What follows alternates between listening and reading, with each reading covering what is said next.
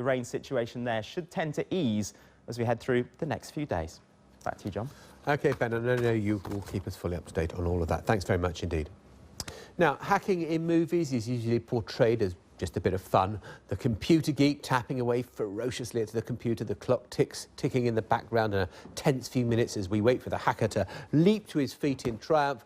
Interception complete. Well, in reality, there are no green and black graphics on the computer screen or any particularly good guys either. The skills of specialist hackers are now in demand by organised crime, with gangs increasingly using cyber attacks to traffic huge quantities of drugs. The most recent case being investigated is in Belgium, and the BBC's Tom Bateman's been looking into this.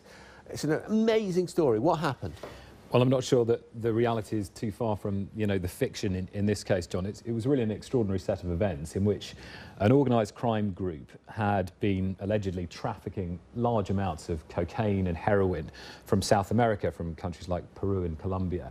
This was being shipped in regular containers, in other people's containers, to the port of Antwerp in Belgium. And the challenge that these traffickers then had was, how do you get the drugs from the secure port area? Now, in the old days, what they used to do is bribe port workers, and this was a global phenomenon, to break into containers and take the drugs out.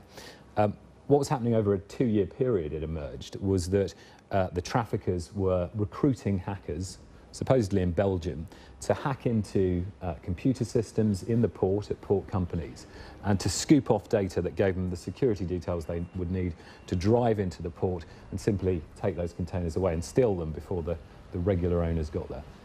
This is amazing. What are the authorities doing about it?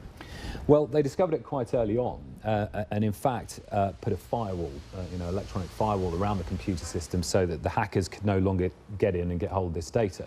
What then transpired allegedly was that there was a break-in in some of these port companies and physical key logging devices were put onto the computer system so that, again, these hackers could get hold of the data that was being put onto the computer screens. And this went on, it seems, for 2 years. We simply don't know what quantity of drugs was trafficked through the port, but certainly in raids that the Belgian police carried out, they discovered more than a ton of cocaine, more than a ton of heroin. That's 130 million pounds worth of cocaine.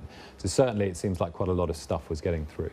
Unbelievable. Tom, thank you very much indeed for that. Well, let's go live to Warsaw now in Poland. And Rick Ferguson is the Vice President of Security Research at Trend Micro, or a cyber crime expert to you and me. Thank you very much for being with us.